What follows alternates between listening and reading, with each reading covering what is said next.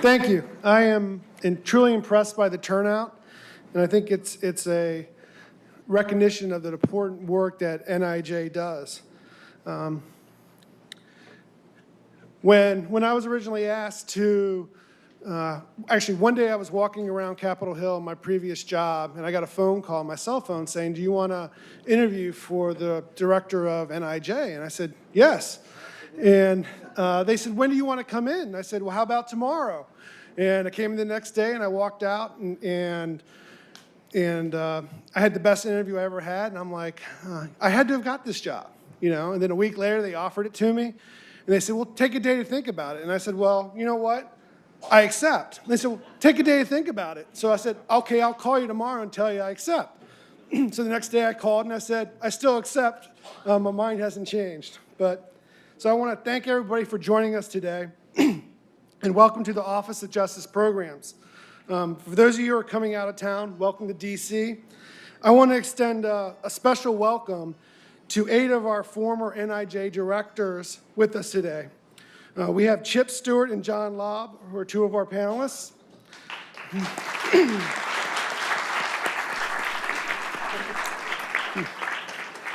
We also have former Director Jeremy Travis in here, sitting in the back. And we have former acting directors, Carol Petrie, Julie Samuels, Glenn Smith, Chris Rose, and Greg Ridgway. Everybody please stand up for directors.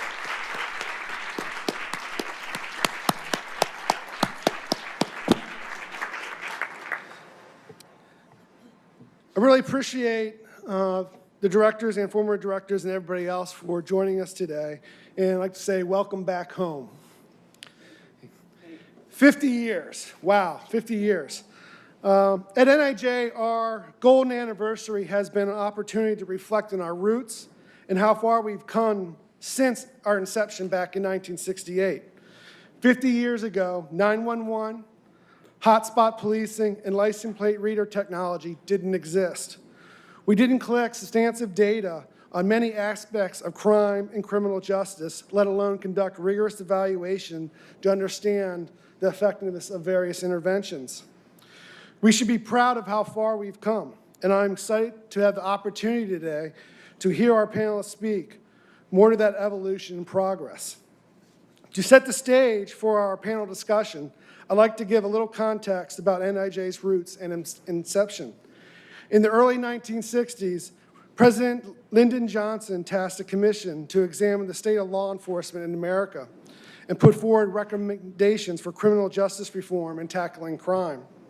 The commission published its final report in 1967, which called for the Department of Justice to increase its grant support to state and local law enforcement agencies. In 1968, Congress passed the Omnibus Crime Control and Safe Streets Act. This Omnibus Act established the Law Enforcement Assistance Administration, LEAA, which allocated federal funding for criminal research. The Omnibus Act also established the National Institute of Law Enforcement and Criminal Justice, which was renamed the National Institute of Justice in 1978. In 1968, this was the first year NIJ awarded grants. Back then, NIJ was still a component of LEAA. In fiscal year 68, LEAA awarded $2.9 million, or about $21 million in today's dollars. Those funds were split up over about 184 grants. 4 of these grants were less than $100, and the smallest was just $45. I would love to be able to find out how to do a RCT on $45. I think we could just fund them all over the place. To put this $2.9 million in perspective, NIJ awarded almost $221 million in fiscal year 17 through 469 awards. Beyond an excuse to revisit stories and remember, our 50th anniversary has also been a time to reflect on where we're going over the next 50 years and beyond. NIJ has accomplished a lot in the first 50 years, and we have a bright future ahead. Looking forward, I see research playing an ever more important role in how the criminal justice field operates. As our ability to collect and analyze data continues to improve, we will see an increase in number of research studies and evaluations conducted as random controlled trials. Over the past decade, the evidence-based movement has begun to take hold in the criminal justice field. Over the next 50 years, I see data, evidence, and research becoming more central for practitioners and also indispensable to all aspects of the criminal justice field. Our panelists today will discuss NIJ's history, evolution, and the role that NIJ has played in the research it has performed in the criminal justice field. I'll let each of our panelists discuss their backgrounds more thoroughly, but I'd like to briefly introduce the impressive group of panelists we have today. James Tip Stewart was the director of NIJ from 1982 to 1990 during the Reagan and Bush senior administrations. He is now the director of public safety and senior fellow for law enforcement at CNA. John Lobb directed NIJ from 2010 to 2013. He is a former president of the American Society of Criminology and is now a professor of criminology and criminal justice at the University of Maryland, College Park. Hank Strowinski is the chief of police in Prince George's County, Maryland. He is a former research for the Real World Panelist and a longtime advocate of implementing research in policing. Last but not least is Scott Thompson. He is police chief of Camden County Police Department in New Jersey. Chief Thompson has implemented a kind of Hippocratic oath of policing and has done a remarkable work in turning around a troubled city that has very limited resources. He is also the president of the Police Executive Research Forum. And with that, I will turn it over to Chips.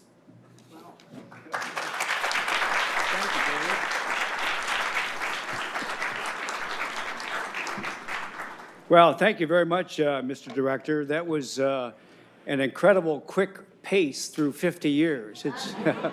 It is truly amazing. And I have to congratulate all the people that have worked at NIJ, contributed to NIJ, and have stayed with NIJ over the years.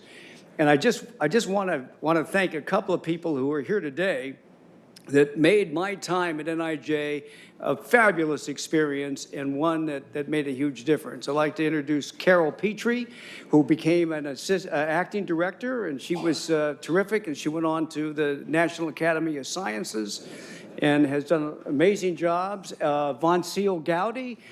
Bonnie, would you raise your hand so they can see you? Probably the best dressed person ever at NIJ.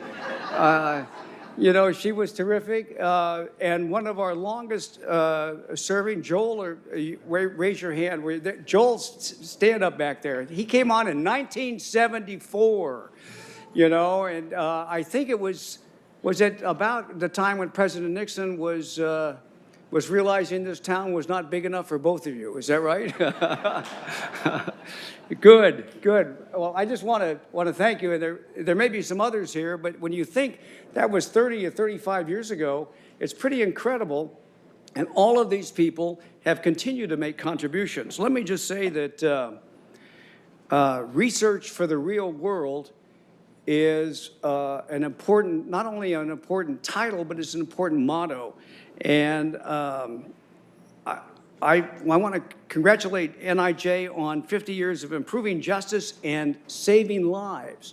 Too often we neglect the fact that the research that's done here has real impacts in changing people's lives, saving people's lives, and restoring a sense of justice and living in America. This work is more important in terms of having the Constitution live in communities than any other that I can think of. And can you see I'm a little biased in this thing, but I am very enthusiastic. Let me say that longevity is an important issue, but it's also what you do with that longevity that makes the difference. CNA, where I've been fortunate enough to spend the last 20 years, has done an amazing job. They've been around working and contributing analysis and solutions for 75 years. And they asked me to come in and try to establish a criminal justice practice. And I was able to take some of these ideas that I'm talking to you about and be really ably assisted and supported by terrific people like Dave Kaufman and certainly Chip Coldren and a number of other people that you all know that are here today. In 1982, when the president nominated me, it wasn't quite as good as David described, because the policymakers and Hill staffers had a depressing impression of social science. They quoted Robert Martinson ad infinitum to me, the 1974 review that concluded in social science, nothing works. So I came into a fairly demoralized and diminished sort of agency that had a number of outstanding and really talented people. NIJ was a small agency, but to me it had great promise. A great promise to help the police, the courts, corrections by verifying what works. We needed to demonstrate that rigorous research could inform policy and to improve justice and to bring change in American policing, courts, and corrections. The highest standard was the experimental design, but NIJ didn't do experimental research. Police didn't do experimental research. Corrections was not interested in experimental research. They did studies and surveys and reviews, and they produced fairly substantial, some would call ponderous, reports that were read by the police officers only on preparation for some examination if they heard that an NIJ study might be on that exam. But the NIJ staff was very talented and eager to show what works. And the first thing, incidentally, I have about, let's see, so I was here for about 9 years. I have less than 2 minutes a year, so I'll kind of go through pretty quickly. Time is of the essence. So let me just say that one of the first, most controversial issues we took on was the reduction of crime experiments, reduction of fear experiments. And nobody liked that idea, including my staff, but I hooked up with Larry Sherman, who you all have heard of, I'm sure. And we got together with two very outstanding police chiefs, the chief in Newark, New Jersey, Hubie Williams, and the chief in Houston, who eventually became mayor of Houston, as you know, and also, what great people. So we tried this experiment, and we divided up. See, I wanted to show that police made a difference in people's lives. The RAND study had come out about 4 years earlier that said, police, if you add more police, it doesn't make any difference. You remember that, the patrol experiment, and where they had a lot of contamination, but they didn't talk about it at that time. That was the kind of thing that we were trying to go up against to show that police could make a difference. So let me just say that people's sense of safety, when they felt safer, that it turned out that crime went down. Investment started back up again because people could make deliveries and customers could come in and people could do things. So NIJ shifted focus from policy analysis, which had winners and losers always, to something called practical real-world impacts. NIJ can be proud of its accomplishments throughout our entire time. The kinds of things that developed, and incidentally, those of you who are familiar with the Stockholm Gold Medal Prize for Criminology, virtually everyone that has won that Stockholm Prize has been a recipient of NIJ research. That's the kind of impact that the kinds of investments that have been made here. We developed hotspots policing, thanks to David Weisberg and Larry Sherman and a number of tests there. We did Eric Wish with drug testing on OR release that was implemented here in the district and across the United States that reduced pretrial crime.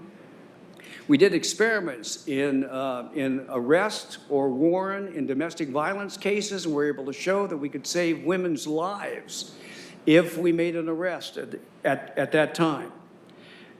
Reducing bias in police lineups was an important investment that we made. Developing standards for body armor. Lester Shubin did an amazing job in creating, on a shoestring, body armor that had saved only during my tenure there just 3,000 lives. So that if you add up the 30 years since and the number of lives that have been saved, it is incredible.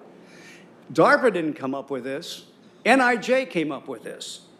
All right? And what about police use of force? Something that was very critical back in the 1980s. We developed less than lethal. We had a stronger chemical spray that we developed that is now being used by police, and something called electric charge devices, which is now called tasers, have been tested here originally and the concept briefed, a bunch of other stuff. Prison crowding, something you don't think about very much today except in the immigration situation. But we worked on ankle monitors because there were people who were in prison that could be released but needed to have some kind of supervision so that people would feel safe. We also redesigned corrections facilities. We had a general plan for corrections. We eliminated guard towers and a number of things so that the prisons were less formidable, but more impenetrable in terms of getting out. Private contracts for prisons, that was something that was inconceivable. It's an industry that is out there today that has been very helpful. And the Chief Justice, Warren Burgers, and I worked together, and we formed a relationship and went on the Ted Koppel show, remember Nightline, and a number of others, in terms of private prisons and private industries and prisons. And I want to say just a couple of words about DNA. That was something that was very, very high risk. And there were a lot of people that were absolutely unalterably opposed to such an idea in terms of science as a unique personal identifier. I remember Stu Smith, who was the PIO, I think many of you remember, and he was also the union representative. He came down to me and said, listen, you know, you've been milking this thing with body armor for so gosh darn long, Chips.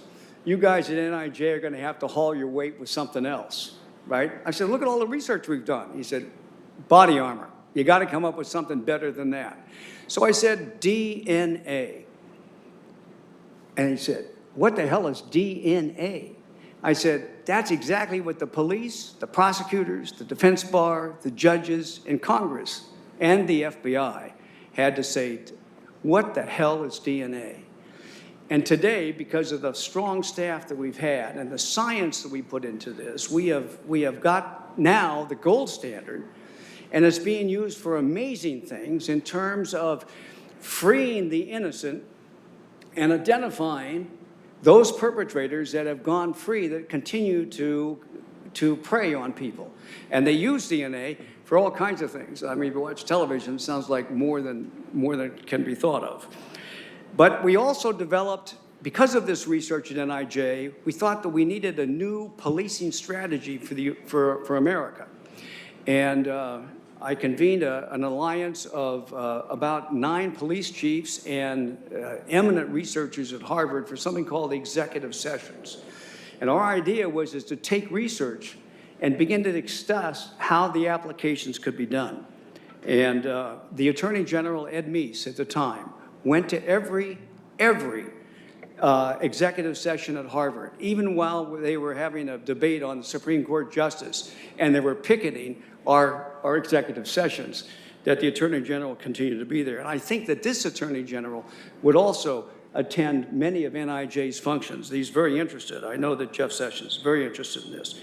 Let me say that true to the roots of experimental design, because that's fundamental to being able to show that things are demonstratable and provable, that NIJ courageously accepted the challenge of body-worn cameras to do an experimental research on that.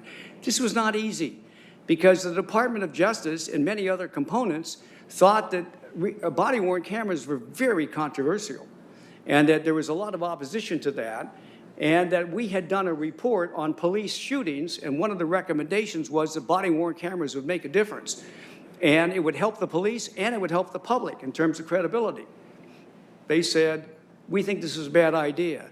CNA stuck with me in a 13-hour meeting that we argued back and forth, and the recommendation stayed in there, but nothing was going to happen. Fortunately, NIJ stepped up, and I'm really grateful to NIJ and to Greg Ridgway for supporting CNA's effort.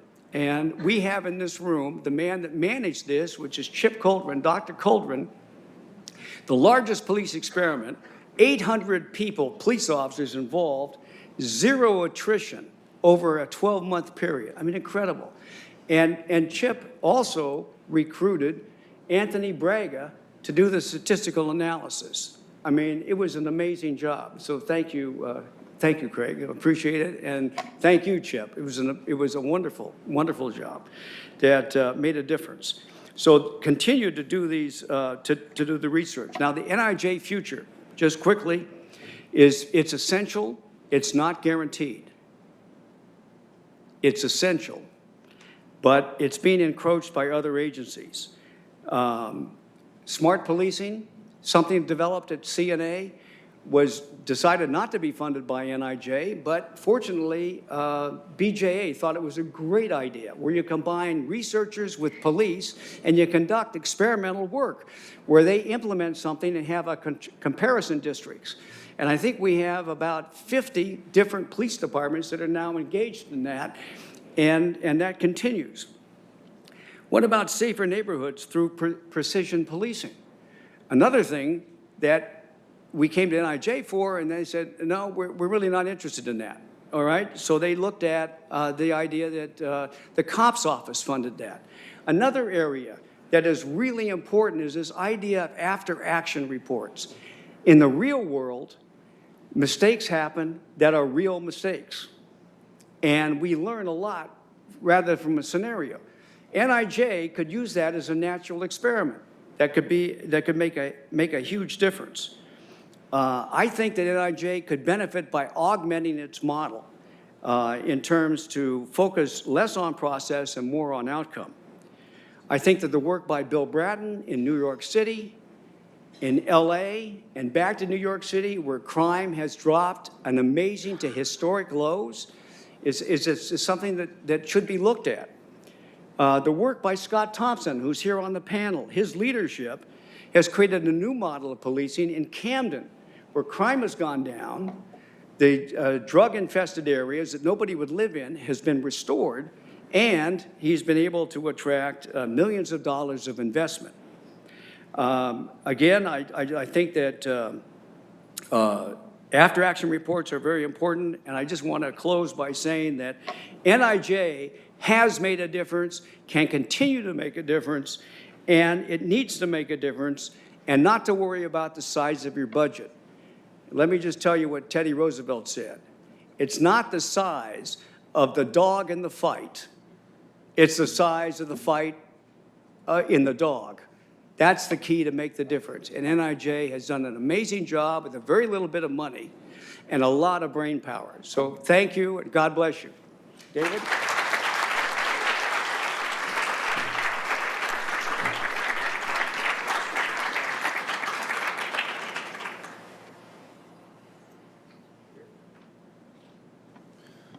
Good morning.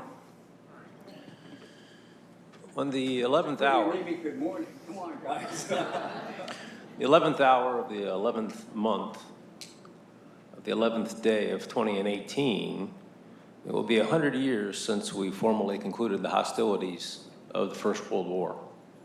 And the impact of that conflict has remained with us during the past 100 years. Prior to that conflict, we had not seen the industrial prosecution of warfare. We hadn't seen the application of science to military conflict in the same fashion.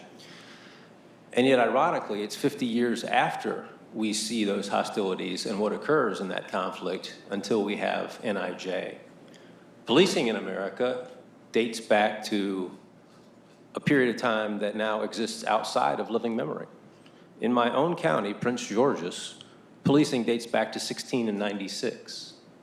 For the sake of context, Louis XIV was actively engaged in building the Palace of Versailles when men and women were policing in Prince George's County, Maryland.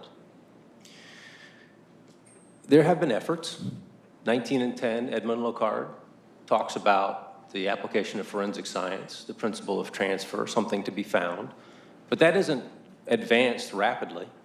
1935, J. Edgar Hoover establishes the Federal Bureau of Investigation out of an aggregate of various federal resources. One of the principles of the FBI, because we can't have a national police force in America, unlike our colleagues around the world, is the scientific method. And yet, it's still more than 30 years until we get to NIJ. For too long, we've been doing things anecdotally. For too long, we've been concluding that what I think is going on is likely going on and formulating strategy around it, as opposed to applying sound research and science to the problems that plague our communities across this nation and drawing good conclusions. May I see by show of hands, how many of you in attendance today have served as law enforcement officers? My thanks, but I will suggest that my colleague and I will be satisfied when at a future meeting, we need a room that's twice as large, and we have all of you and as many practitioners actively engaged in advancing policing science. Scott has done tremendous things, and we've known each other for a good long time. In my own county, in just the span of 8 years, applying an epidemiological model through the Transforming Neighborhoods Initiative, we've reduced crime from, on average, 103 UCR crimes every day, each day of the year, in 2010, and for decades prior to that. Last year, we concluded the year with 49 a day. And as we sit here right now, it's 43. And here's my data, because I know the audience I'm speaking to. But I carry this everywhere I go. Because what we've done, with respect to the comments made by my esteemed colleague on this panel, is we've eschewed the notion that anecdotally, because the kids are out of school, we're going to have more of this. And anecdotally, because it's the weekend, we're going to have more of that. It turns out the kids weren't responsible for all that crime. It turns out that Saturday and Sunday weren't our problem. It was Tuesday. And I know that because I have the data. The future is tremendously promising. 50 years of impact. Listen, learn, and inform. 50 years of advancing safety. Right? I'm wearing my body armor right now because my dad made me promise. He started on the department in 1956. My dad made me promise when I signed up that every day I would wear it. And every day I have. And I emphasize to my officers, when I go into 7-Eleven to get a cup of coffee with my team back there, they're not going to distinguish between myself and a patrol officer. I'm just another police officer. But we have confidence in this because of NIJ. We have a host of options vis-a-vis conducted electronic energy weapons, vis-a-vis the use of various pepper sprays. We have new techniques. And most importantly, what we have is an opportunity to do what they had a notion to do in 1838 in the city of Boston, right? The day police. A professional, organized cadre of committed individuals dedicated not to solving crime, but to preventing crime. Preventing crime is what's gotten us from where we started to where we are, and it's taking us further into the future every day. And the number one thing that I will ask as we work together on these issues as a community of thoughtful people and as a nation is that policing is not about catching the criminal. There's tremendous documentaries, as ironic as it is. People spend billions of dollars each year to watch people pretend to be police officers in movies and film. I get to do it and they pay me. But we need to be talking about the prevention. We need to be talking about the application of the social sciences to fundamentally understanding causation, to fundamentally understanding the impact of education, poverty, opportunity, and how they are the precursors to crime. And then we in policing, accepting a leadership role in attacking all of those issues across that spectrum. Because at the end of that process comes what we've seen in Prince George's County, which is successful prevention and what I refer to as the structural reduction of crime. The analogy that I offered in 2011 was if you have a 10-story building and you take the top story off, now you have a 9-story building. And if you take the next top story off, you have an 8-story building.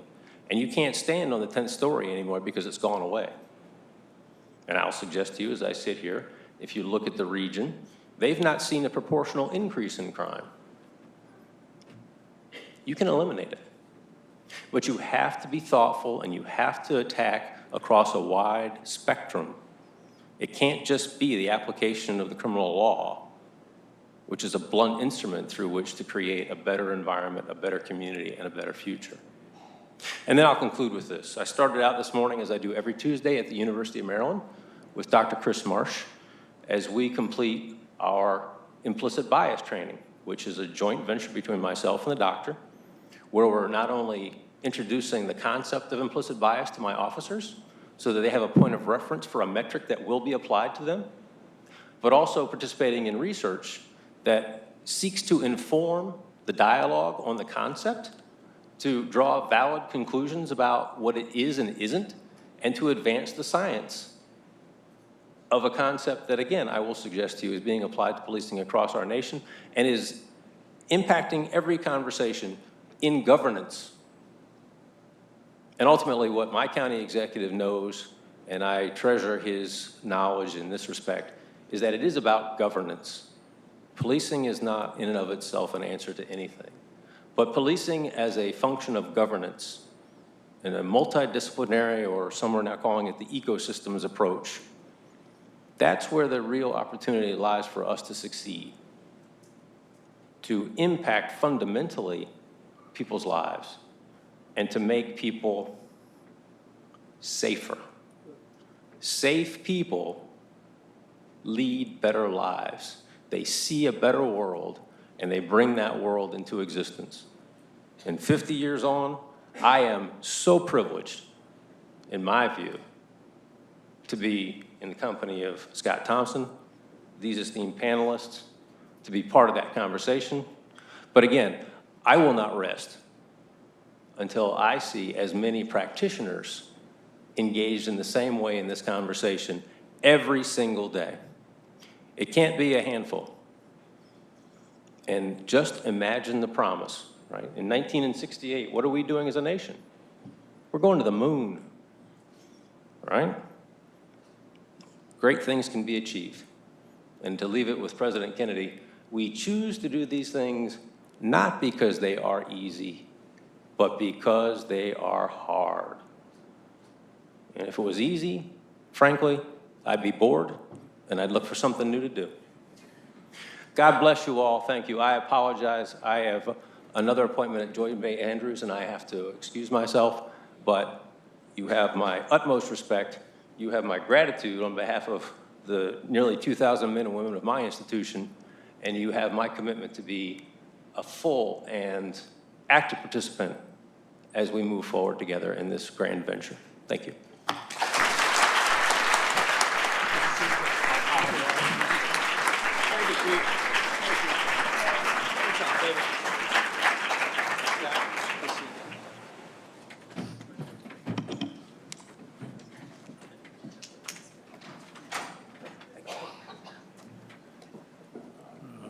Just want to thank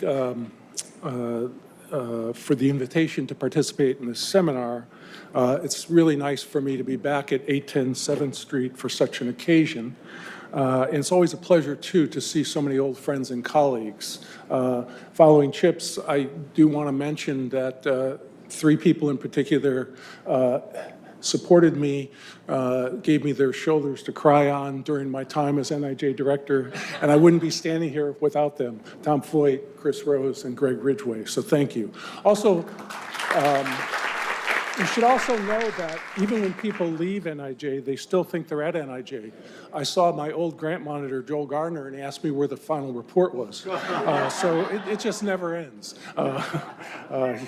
So the National Institute of Justice plays a critically vital role in providing funding for rigorous scientific research projects that are relevant to practitioners and policymakers at the federal, state, and local levels. Science, not intuition or gut instinct, needs to inform justice policies, practices, and programs. Think of the topics where intuition was wrong. There are 3 examples. Chips made an important point. You reduce fear, you reduce crime. However, scores of victimization surveys have shown the opposite is not true. If you reduce crime, you may not reduce fear. Secondly, as the severity of punishment goes up, crime will go down. And one of my all-time favorites, boot camps will reduce delinquency and crime. As a premier science agency on crime and justice, the central role of NIJ cannot be overstated.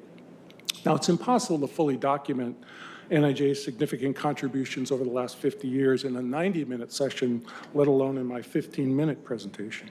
When I think about NIJ's history, some things immediately come to mind. The seminal work on body armor for police officers that Chip's mentioned, and NIJ's continued focus to this day on police officer safety. The crime control research portfolio under Chip Stewart's watch. This generated important research on criminal careers using longitudinal data, and this research eventually fostered developmental and life course criminology. The Harvard executive sessions on policing, again, under Chip Stewart's watch. These sessions were instrumental in the creation of community policing writ large. The Project on Human Development in Chicago Neighborhoods, the origins of which fell under Chip Stewart's watch and then Jeremy Travis's watch. And again, this work points to the crucial role of the social organization of neighborhoods in preventing crime and disorder. And finally, the University of Maryland Project Preventing Crime, conducted by my good friend and colleague, Larry Sherman, and other faculty members at Maryland. This project planted the seeds for crimesolutions.gov under Assistant Attorney General Lori Robinson in the Office of Justice Programs. So I served, as David mentioned, I served as NIJ Director from July 2010 through December 2012. And in my view, coherent theory organizes research findings, sets priorities for future research, and provides influential guides to policy and practice. Despite efforts by many to divide theory and research from policy, the fact is theory, research, and policy are deeply intertwined and central to the lives of everyone involved in explaining crime, advancing justice, and public safety. In 2003, when I was the president of the American Society of Criminology, I organized the annual meeting around the theme of the challenge of practice, the benefits of theory. I did this because I believe such distinctions are unnecessary and ultimately counterproductive. Furthermore, the distinction is inconsistent with the history of criminology. We have a strong tendency to favor dichotomies, all or nothing propositions, and subsequently we're forced to choose theory or policy. As I wrote in my presidential address, I believe in order to enhance policy and practice, one needs not only sound research, but sound theory. One can legitimately ask the question, what is the role of the federal government in criminology and criminal justice? In the broadest sense, it's to support research and data collection, analysis, and dissemination. Following James Q. Wilson, the federal government can be and should be the research development arm of the criminal justice system. For instance, a key role for NIJ is designing and testing crime prevention and crime control strategies. In order to accomplish this mission, I believe you need to focus on 3 major areas: the nature of crime, the causes of crime, and the response to crime. In my view, this is the nucleus of a comprehensive research plan in the area of crime and justice. NIJ's mission is unique. The research it produces must be rigorous and scientifically sound, but it must also be of value to criminal justice practitioners, police, prosecutors, judges, correctional officials, and policymakers. Given this position, NIJ faces a twofold challenge: generating knowledge that is scientifically rigorous and disseminating knowledge that is relevant to policymakers and practitioners. In my view, the idea of translational criminology perfectly captures NIJ's mission. The idea of translational criminology is simple but powerful. If you want to prevent, reduce, and manage crime, scientific discoveries must be translated into policy and practice. Translational criminology aims to break down barriers between basic and applied research by creating a dynamic interface between research and practice. process is really a two-way street. Scientists discover new tools and ideas for use in the field and evaluate their impact. In turn, practitioners offer novel observations from the field, stimulating basic investigations.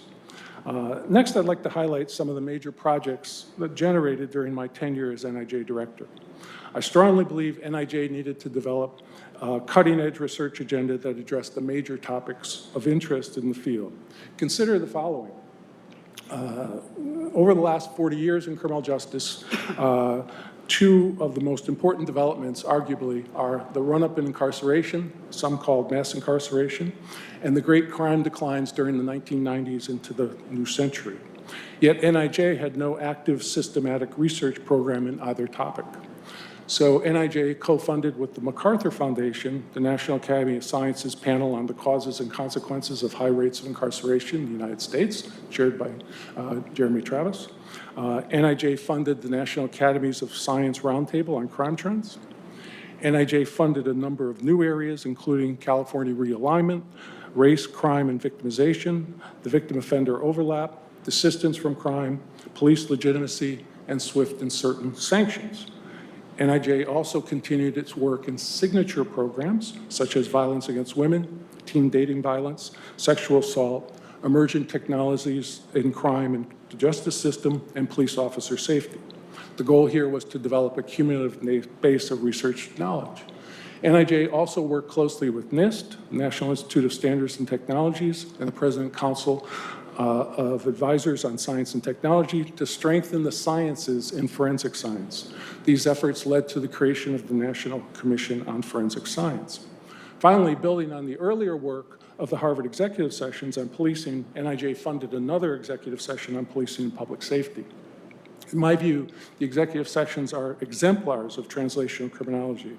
As Chips mentioned, bringing the leading police executives and researchers together on a regular basis to tackle the major issues facing the field. I think the executive sessions recognize in a direct way the practitioners are partners in the research enterprise. And it's not simply about pushing research out to the field, but it's rather focusing researchers and practitioners on finding what research works best for them to do their jobs better. There's also considerable attention paid to how to influence the field through concentrated efforts to transform practice and policy. An impressive crop of papers jointly written by police chiefs and researchers are available on topics such as police leadership, race in policing, police professionalism, police culture, rightful policing, and social media in policing. Harvard executive sessions on policing are foundational, both here in the US and internationally. NIJ also funded a Harvard executive session on community corrections that began after I left NIJ. This executive session focused on the future of community corrections, and the goal again was to assemble a group of experts, practitioners, researchers to explore the key ideas related to community corrections to help shape the future of policy, practice, and research on a range of topics. And again, as one can argue that the Harvard executive sessions on policing created a new paradigm for policing, my hope is that the executive sessions on community corrections would do the same. The future. On May 17th, Dr. John Holdren gave the 2018 Daniel Patrick Moynihan Lecture on Social Science and Public Policy here in Washington, D.C. Dr. Holdren served as a science advisor to President Obama and headed the Office of Science and Technology Policy. In his lecture, Dr. Holdren stated the following: "Science is essential for advancing our society, and science matters at the federal level because scientific progress is a public good that creates jobs, keeps us safe, keeps us healthy, and develops our economy." End of quote. I contend that in order for NIJ to maintain its continued influence, science, independence, and projects that have the potential to transform our thinking about crime and justice and the criminal justice response are essential moving forward. Consider science. At the core of a strong scientific agency is rigorous and fair peer review. NIJ should embrace standing peer review panels like many other science agencies throughout the federal government. An emphasis on science also means having an active science advisory board, which meets with agency leadership and staff on a regular basis. An embrace of science also means engaging with scientific stakeholders, such as the Committee on Crime, Law, and Justice, as part of the National Academies of Science. Independence. The NIJ director must have sole decision-making authority regarding grant awards and publications. NIJ, I believe, should be viewed as the in-house research unit in the Department of Justice and do all it can to promote evidence-based policies within the federal government. As such, NIJ has an obligation to bring forth empirical research to inform DOJ policies on matters such as immigration and crime trends, drug use and crime, forensic sciences, and sentencing policy. This is not only important for the Department of Justice, but for the nation at large. After all, it is the National Institute of Justice. Projects. My finally parting advice, echoing both Chip's and Hank, is that NIJ must continue to focus on big, cutting-edge topics in crime and justice. It should strive to be bold and tackle the hard problems.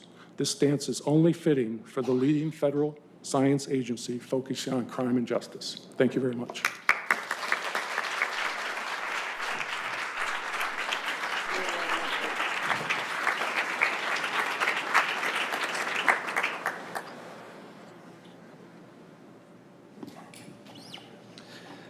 Well, good afternoon.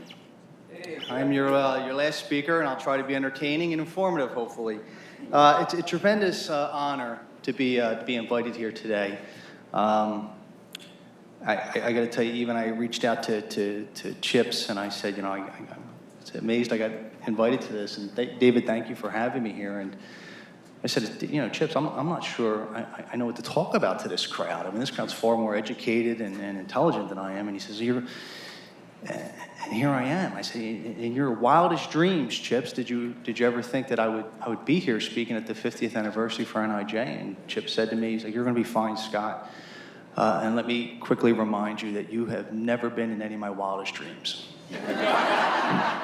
So, with that, so let me tell you about the appreciation that I have for the work that's been done here. And in many regards, I'm a reformer.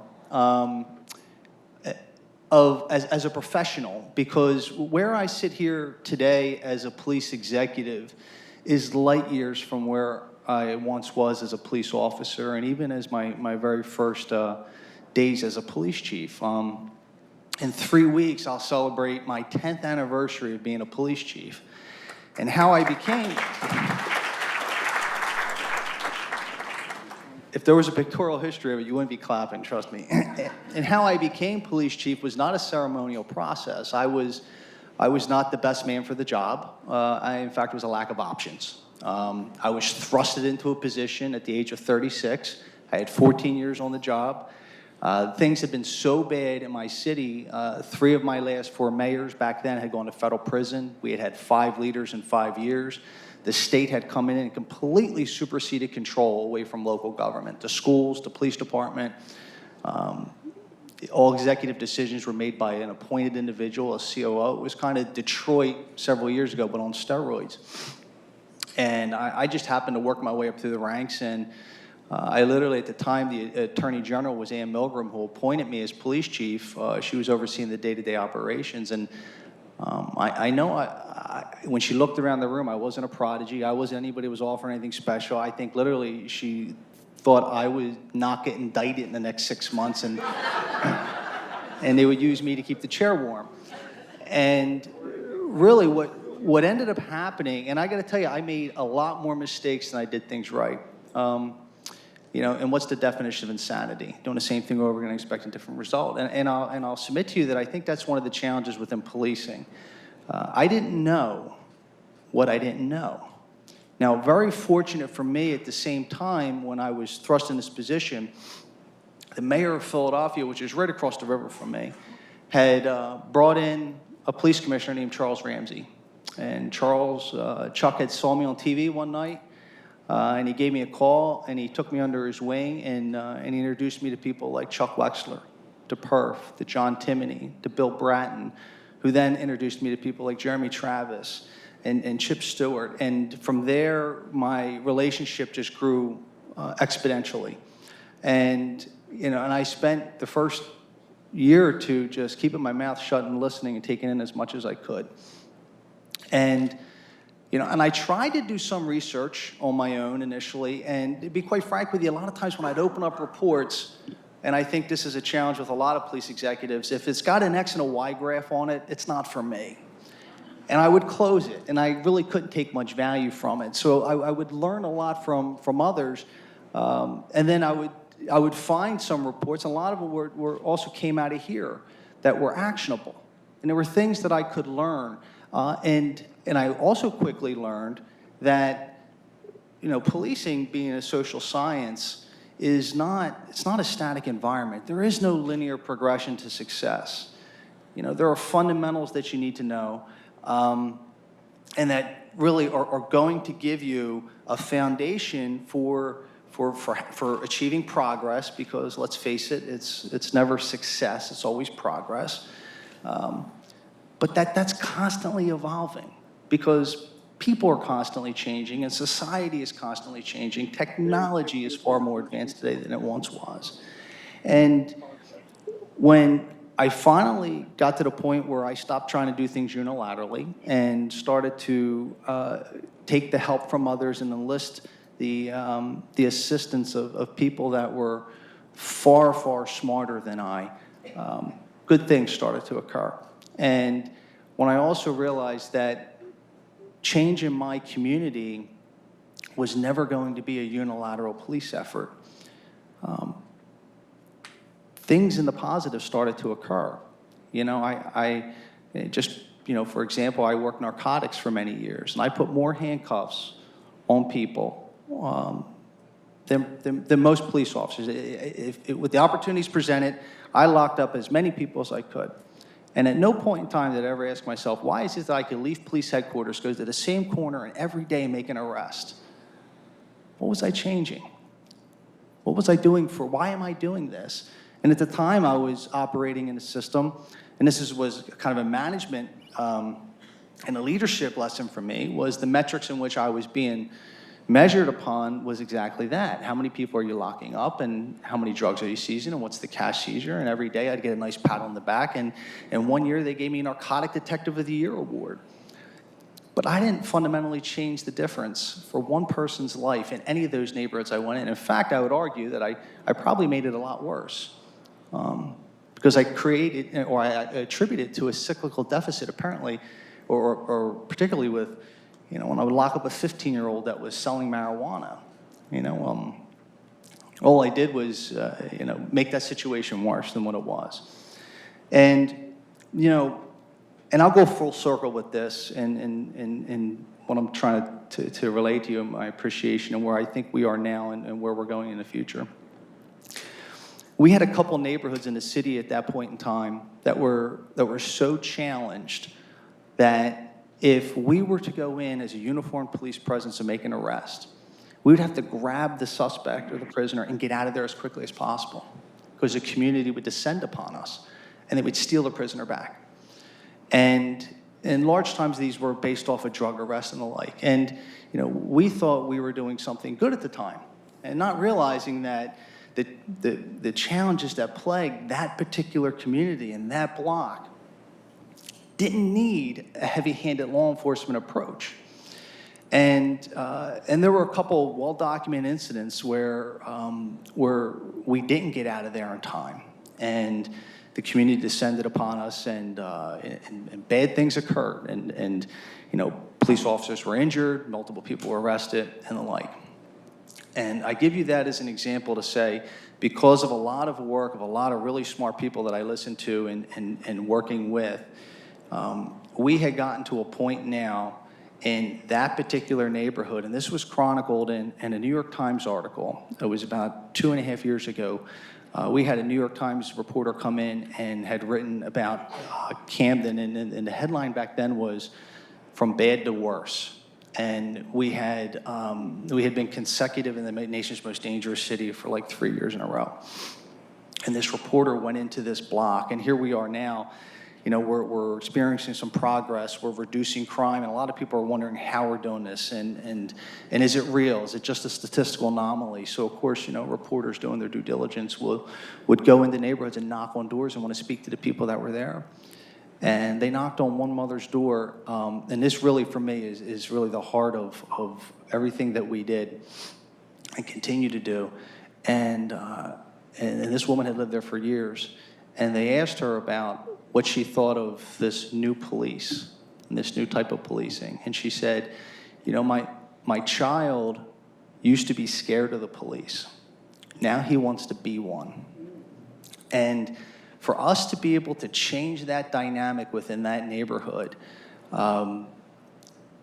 it wasn't by accident, right? It was because we applied principles that work, things that we learned through evidence-based studies, and we abandoned what we thought were just traditional, or what had always been traditional, we always just thought was the only antidote to the problem. Now, this in large part for us is underscored by the statistics that we've been able to achieve during the same period of time. So now as we sit here today, we've reduced murders 69% in our city. Now, we went from a point in time, this was in 2011, you know, the murder rate in the United States of America is 4.8 per 100,000.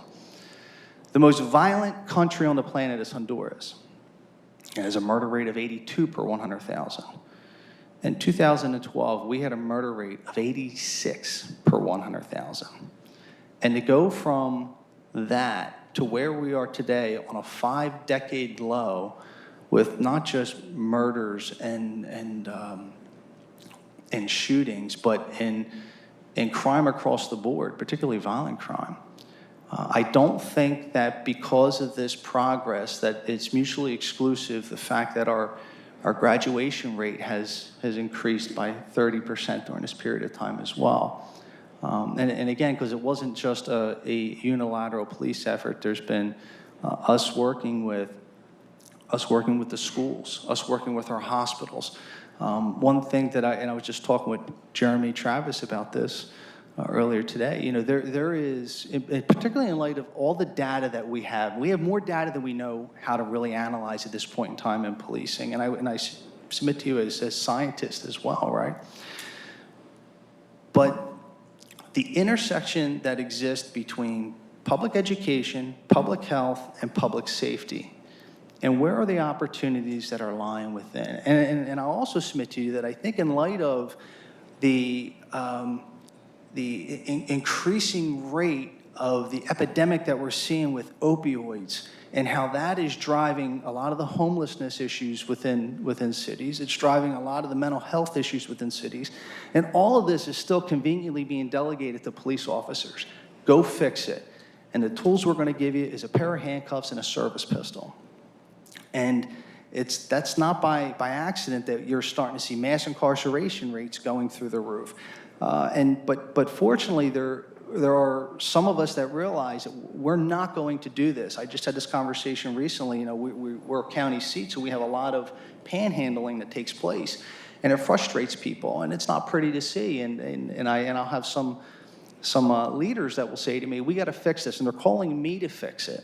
And I'll say, "Listen, I'll work with you on this, but I'm not arresting those folks. That's not a solution to this problem here." Right? That's just going to make things worse. When I go and hit that guy with a $250 ticket that's panhandling for money, what do you think he's going to do to try to get $250 tickets to stay out of jail? Right?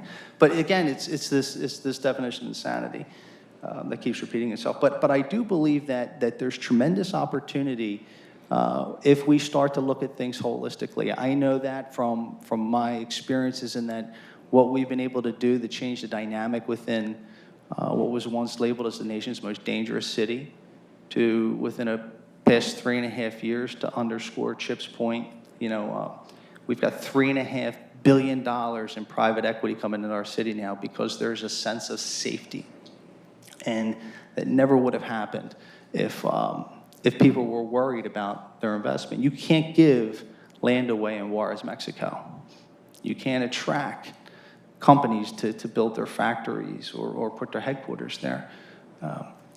But here we were, and we made that safer, again, through a joint effort. And because of that, you know, a rising tide lifts all boats. And we're now starting to see tipping points get hit, not just in public safety, but in economic redevelopment as well. And I'll leave you with this because my timer's going off, that I'm at my mark. The work that gets done here, and I know a lot of what I said was pretty anecdotal, but here's one thing that I can assure you. You know, that which you provide to the field, and one thing I think we definitely got to get better with as law enforcement professionals is opening our doors up to you to be laboratories. Again, I've learned to say yes to very smart people and good things occur. Greg Ridgway, you know, I had heard from a lot of my colleagues about this amazing, brilliant individual, and he was right across the river from the University of Pennsylvania. And lo and behold, one day I get a phone call and it says, "Chief, my name's Dr. Greg Ridgway, and I'm interested in doing it." And I said, "Yes." He said, I haven't even finished. I said, "I don't care what it is. I hear you're brilliant, and whatever it is you want to do, I'm willing to partner with you." And he says, "Well, I haven't even met you yet." I said, "I haven't met you either. I hear you look like you're 12 years old, but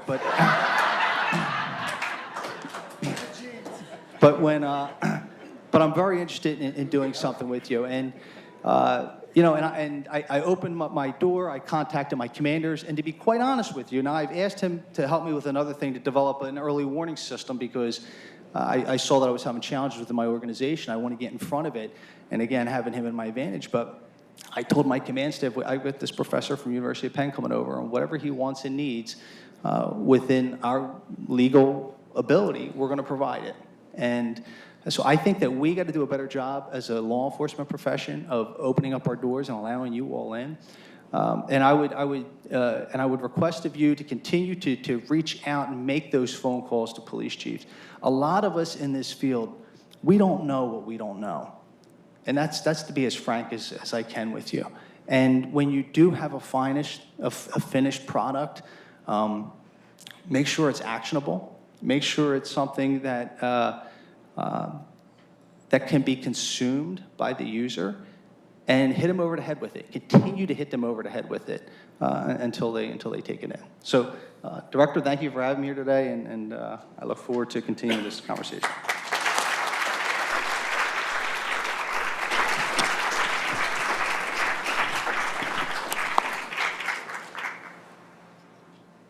I'm greatly impressed by our panelists' comments, and I really thank you for your time here.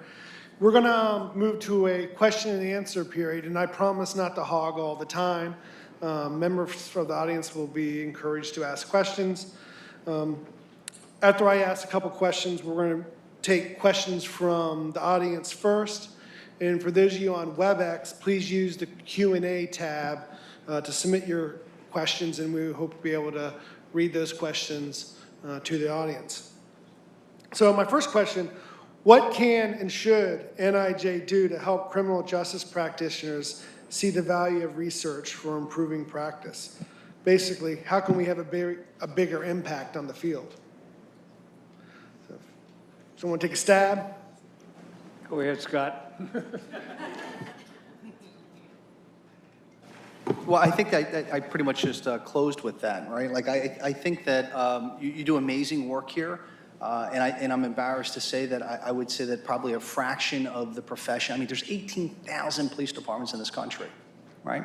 And we just can't stay myopically focused on the New Yorks and the Chicagos or those that will come up here and sit and speak, because who would have ever thought you would have heard of a Ferguson 3 or 4 years ago? But yet that seemed to define American policing across the world. Colleagues of mine from the UK asking about this Ferguson. So there really is no jurisdiction too small. But I think that one thing that I do see as a deficiency, and look, and I struggle with this even as president of PERF, is when we're trying to lead efforts of reform, is to get this on the radar of those that may not see the importance of it right now, and really get them to understand the unintended consequences that they create by continuing to do business as usual in a fashion that is, quite frankly, 3 decades old. I have an idea that I want to add on to what Scott said, and that is that something you said, Scott, that you couldn't digest the reports that came out with complexity formulas and sort of tables that were very challenging, particularly at undergraduates. I would encourage NIJ to be more nimble, to be more responsive.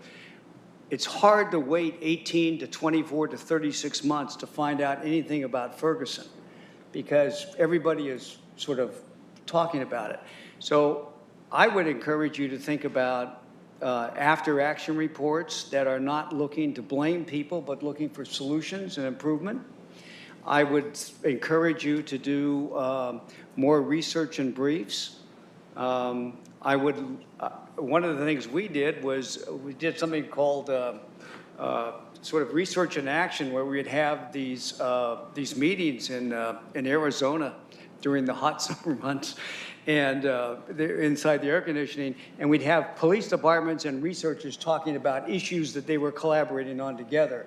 An example, and then I would say, one of the things that's of interest to me is that why is New York and LA experiencing dramatic drops in crime, and also Scott and Prince George's County, and Chicago and Philadelphia are experiencing large murders and things like that? What is the difference, and what could be done? Because there may be things that can be done at the margins that are really practical, that you don't have to have lots of stuff underway. The other thing is that police use of force is something that has not come up, and it's one of those things that the more information we have about the circumstances that lead to that can help in terms of training academies, in terms of final reviews, in terms of talking to the community. There are a number of things that I think NIJ could be more nimble and responsive to, and I would encourage you to think about that. I talked a little bit about augmenting your model so that you could do some things like this that have not been traditional. Let me turn it over to John. Yeah, I think one of the ways of getting at that issue is to flip the question. I think a lot of us have been thinking about the need to supply research, but we haven't asked the question, what's the demand for research? And what do you need to know? And I also think we could learn a lot by looking at what, in fact, are the obstacles for people to use research evidence. We've already identified one: reports with formulas, graphs, too many tables, too many figures. But I think there's other things as well. Some of the research that the William T. Grant Foundation is doing, they're looking at how people actually learn about research, and social networks become very important. You know Greg Ridgway's over there, so you call him up. And so how can NIJ facilitate social networks to get research evidence into the hands of people who need it, and at the same time ask them what they need to do their jobs better? Good. I guess one of the things that I instituted when I came to NIJ was a new series of articles called Notes from the Field.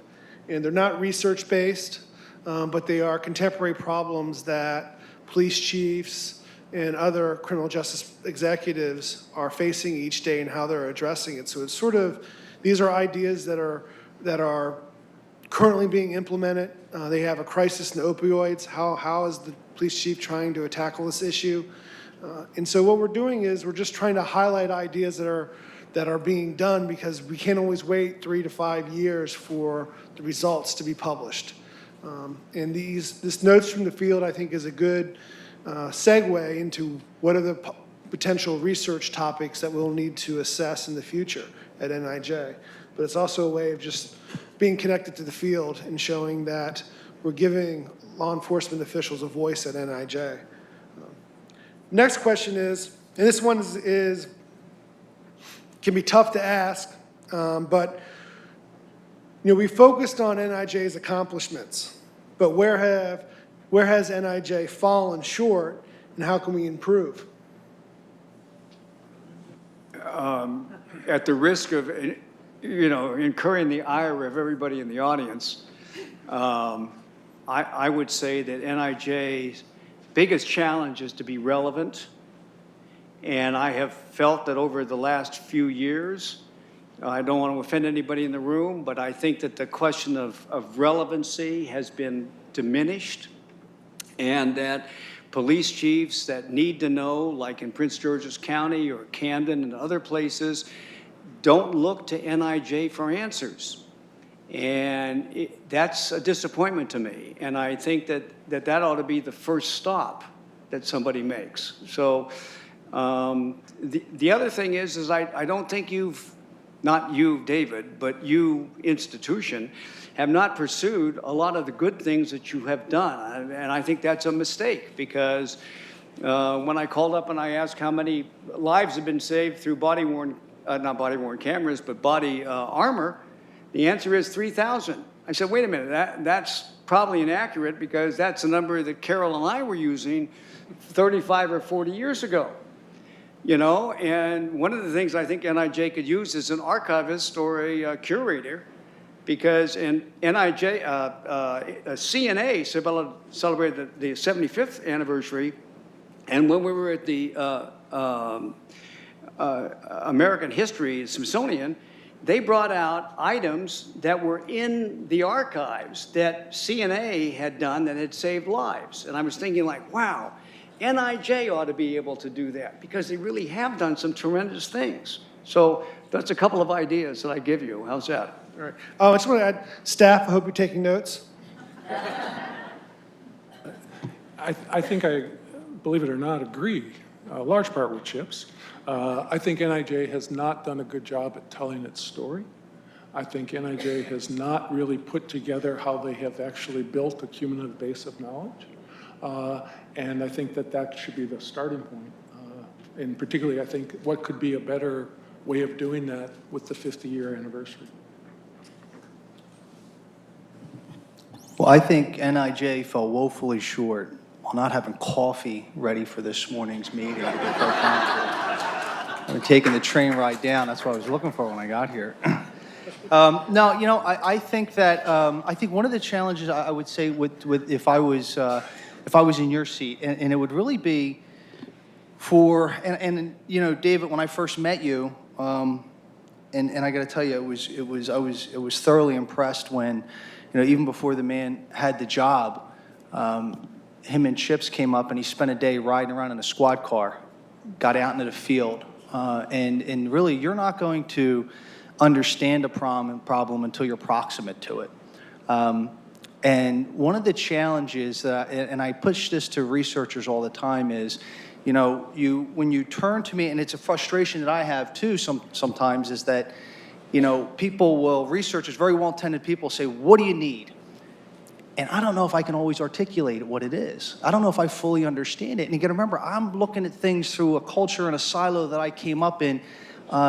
And really, if you got next to the issue, I think you would probably see it maybe in a different way. And you would have a better solution or remedy or idea. But that's never going to occur if you're continually partitioned off and just relying upon the articulation of one individual of that organization to tell you what it is that they need. And so I would challenge you to get out into the field, roll up the sleeves, and do what you did that day.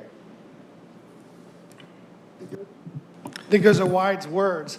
One of the things else we're doing at NIJ is we have sort of revived the practitioner fellowship at NIJ. We're actually going to have, hopefully, by end of the summer or early fall, two individuals, very talented individuals who one is a police officer who will be working part-time at NIJ, and we want to embed somebody who is an actual law enforcement officer in NIJ to work with staff in developing ideas. But also, we're also taking somebody who works in the corrections field, and one of the things what this person is going to do is going to help me tell the Bureau of Prisons that yes, you can do randomized controlled trials in a correctional setting. It's being done all the time. Maybe not as much as we want, but it can be done. So we're taking some steps here that I think are important. But now I'd like to turn over to the audience. We have 3 strategically placed microphones. If you could walk up and ask a question and say your name and affiliation, and then we hope we have good answers.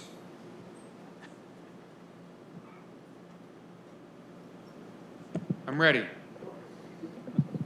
So I think I'd like to ask a question, and Chief, I'm going to put you on the spot, if you don't mind.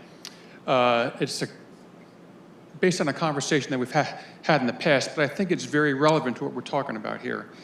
We're all familiar with police research partnerships. I think NIJ funded something called Law Enforcement Research Partnerships a while back, and you have this practitioner program. You mentioned, Chief, about police agencies being laboratories for research, and I'd like you to just kind of articulate that notion a little bit, and how does that actually get operationalized? I know it's been tried in the past. I think it was tried up in New Haven about 5 years ago, where they tried to create the New Haven Police Department as like a university teaching hospital. And it didn't work very well. I don't think it's easy to do, but if you don't mind, I'd like to just ask you that question. And how does that look to you, from your perspective? Well, I think from an organizational perspective, from my side of that issue, that would be entering into a partnership with essentially as much full disclosure as we can. I mean, obviously, there's things that we can't share, but traditionally there's a reluctance for law enforcement to open up its doors and to let people inside. But I think that there's tremendous opportunity that can take place when something like that occurs. Now I imagine from your side of the issue, that would be something that would require funding and the ability to have somebody that you could put in there. But I don't think it's that heavy of a lift, particularly from a law enforcement side. I think really the more challenge would be the logistics of getting the right research people to be able to put the time they need and to let us know the type of information that they need to be a part of. And some of it is and again, I think that there's tremendous value to getting as close to the issue as possible, and you will see things differently than we see things. You'll ask questions, and I think that you'll have, you'll present solutions and ideas that'll be novel. Okay, thanks. I want to follow up, Scott, and with Dr. Coldren's question, and that is that if I was a researcher and I came to you and I suggested that we could do a research project that was an experimental design, and it would mean that part of your city would get the treatment and part of the city wouldn't get the treatment, would that be something you could agree to? I mean, we're talking theoretically here. That has been a bit of a stumbling block in the past. I guess it would depend on what that treatment was, to be quite frank with you. I mean, again, I mean, I could speculate on what that would be, but I mean, there would just be things that it would be very difficult and we could not do when it came to securing areas with guardian figures, right? Like for us, and again, that really has been the most important aspect for us, is not going in and locking people up. It's having that guardian figure there to facilitate and convene. Let me give you a quick example. In Minneapolis, we had this the domestic violence experiment, and the police officers agreed to random assignment of treatments, and they would take out a card, and it would say, arrest the perpetrator. This is before they went into the house. Or they'd take out a card and it would say, counsel the perpetrator or the suspect. Or the final card was, say nothing and let the guy go. And that would be an example of something that would require not the police officer to make a decision, but to follow this kind of random assignment. I mean, to me, we were able to convince the police department it would be a great idea. They were very concerned about that in terms of liability issues and things, but they were very, this was 30 years ago. But it would be something like that, something that would be really a big deal. Well, look, I wouldn't say no to anything right up front. I mean, look, there's a process of people that would have to be brought to the table, from prosecutors to attorneys and the like, that would have to say this was within the boundaries of what we could and couldn't do. But I wouldn't just shut it down because of all the normal fears that would jump up. I think it's a conversation worth having. I just want to add in just a plug for one of NIJ's programs that I think is central to the mission we're talking about, and that's the LEADS program. It's the Law Enforcement Advancing Data and Science.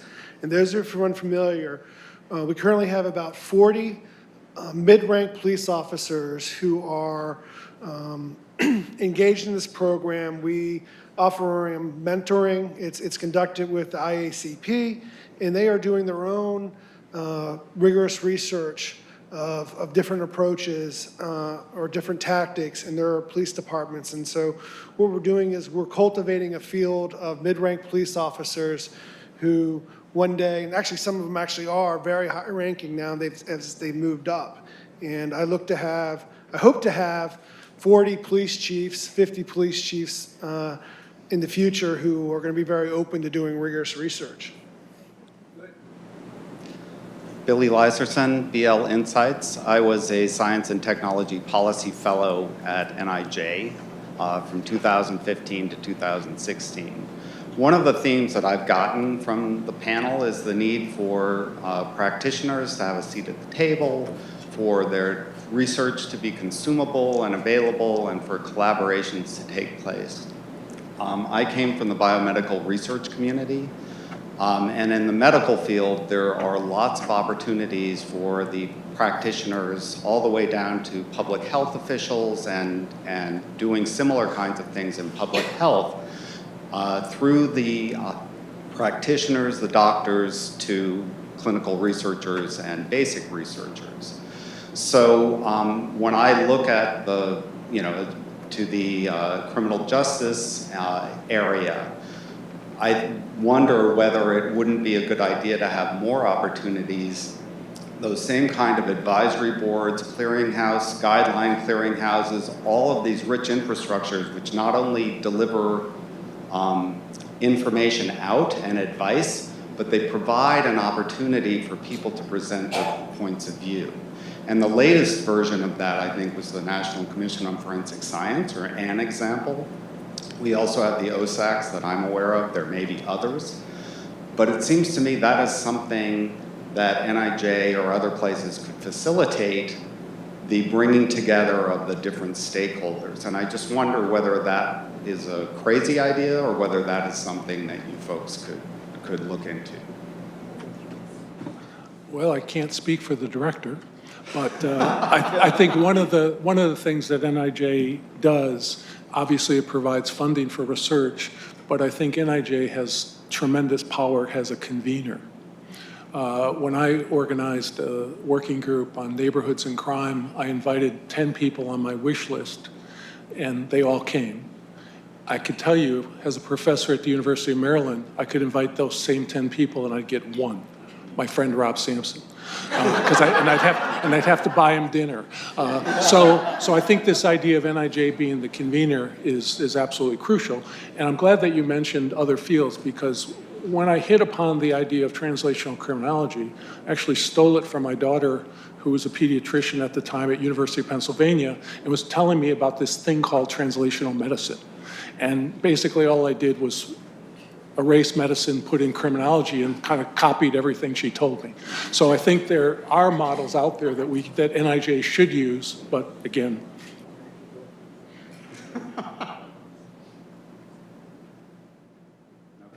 No, one of the things that I've done in this job is closing in on a year is to talk less and listen more, and absorb what people have to say. And so this is also a good experience for me to hear these perspectives. And I always don't have the answers, but my staff have a lot for me. Hello, my name is Cliff Karchmer.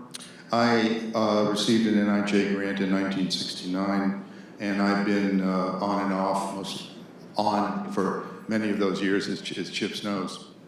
I have two concerns I want to raise today, more or less observations. Scott mentioned that to get a chief to adopt an innovation that perhaps research had advocated for, you have to keep hitting them. At least that's what I heard, or actually I heard hitting them over the head.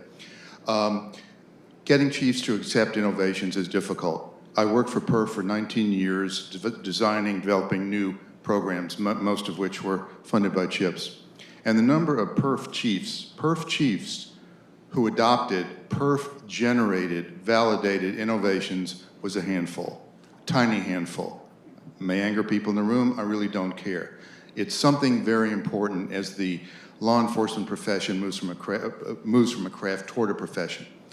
My real concern is we don't know why chiefs adopt innovations unless the money is there, and when the money runs out, oftentimes the innovations trail away.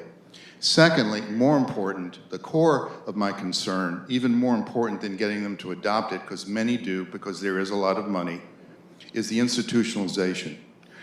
NIJ, to my knowledge, and I really apologize if I missed this, has never looked into what is involved with institutionalizing reform, whether it's something Larry Sherman did, whether it's problem-oriented policing, or something involved with abuse of force. And unless and until we know that, I really don't think you can say policing has moved fully toward a profession, because that's what professions do in evidence-based science. You accept it, and then it's there forever, passed on. And I'm curious whether you have some observations about why that wasn't done or whether it could be done. Let me just start the ball rolling here, and just saying that Cliff, that's always been a concern of mine, and I think a concern of everybody on the panels. One of the things is that contextually or situationally, police chiefs are very constrained. And that is that they don't have control over their resources. I know this will come as a surprise to most people, but 911 sort of, hijacks all of the people not all the people, but all the people on patrol, pretty much. And it's very difficult to make a big change when even the sergeants can't control their men and women who are working for them. But Scott Thompson has done something that is very radical, and that is that he has 80% of his patrol force walking in the communities on their beats, not taking 911 calls, and he only has 20% handling it. And no other police chief that I know has taken that kind of a risk. So there may be hope on the horizon, but I turn it over to my learned colleagues here. So you had a 1969 grant. How did you spend your $125? I got a great answer for you. I had a selective service issue and I could not accept the grant. Look, I think you bring about it's a challenge that I don't think you're wrong, right? I think, and there's many dynamics that go into change and what causes leaders to change. Some leaders have the freedom to be able to do that. I've been very fortunate to be in one of those situations. There's more to change than just the will of the leader. There is a political environment in which they exist. There are unions oftentimes that can be very resistant to any type of change outside of a negotiation, which will generally have some type of financial increase attached to that type of movement, which makes it a non-starter for that police leader in the first place. And then we also see that a lot of times change in policing is driven by crisis.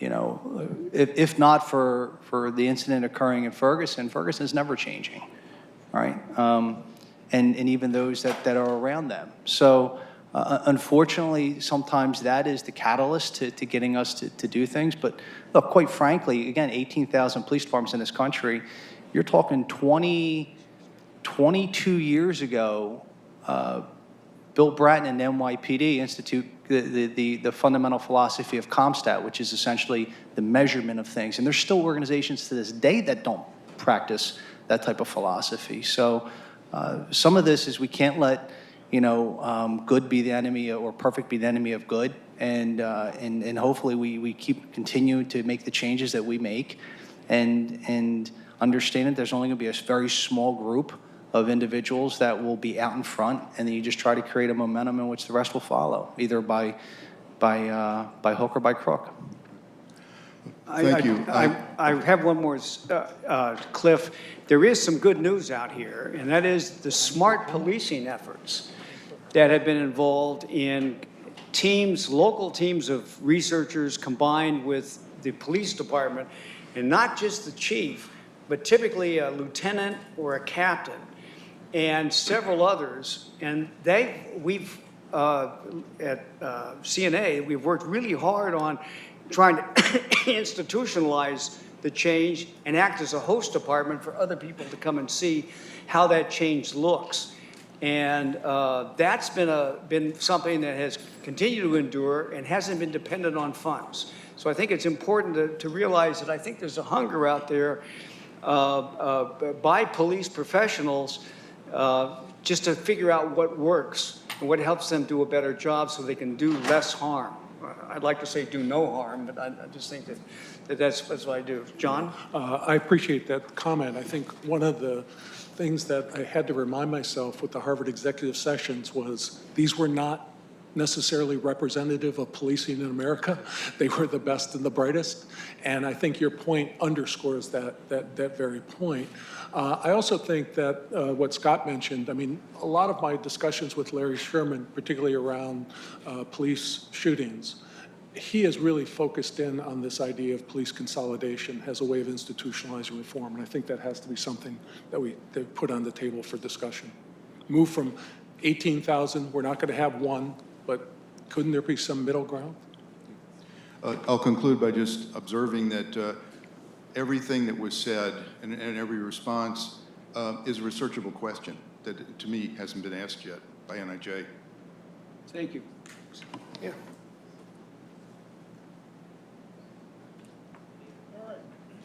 Well, I'd like to thank everybody. I think we're going to wrap it up. And I'd just like to thank... I actually have one more comment. As a person that will, is to say that NIJ is in good hands today with the nomination, the early nomination of David, and the fact that he has very strong support at the top of the Department of Justice, and also has people paying attention to the kinds of research that goes on.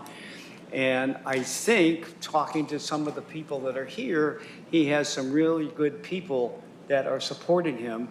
And the idea of this panel, to have a researcher and two eminent police officials that participated, I think, visibly shows the commitment that David and his team have to this idea that if the operator can't understand it, then it doesn't make any difference how good the research is. It's the same way in the medical profession. And it's the same way that the research has to be, the ultimate test is getting in there. And you're supported by other agencies here at OJP, and PJA has done a lot of things in terms of research. They're looking to fill a gap, and I think that NIJ is standing up with you and the efforts you're making here, David. So thank you very much for your leadership. Thank you very much.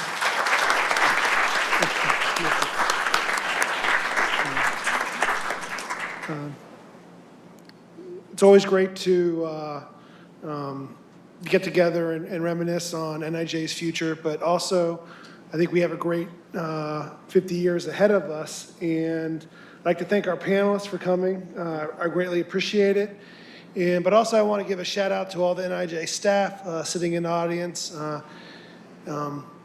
of the things that I often get compliments how things are going at NIJ from people higher up in the Department of Justice, and that's a reflection of my staff and how dedicated they are. So I just want to give a shout out to you all. Thank you.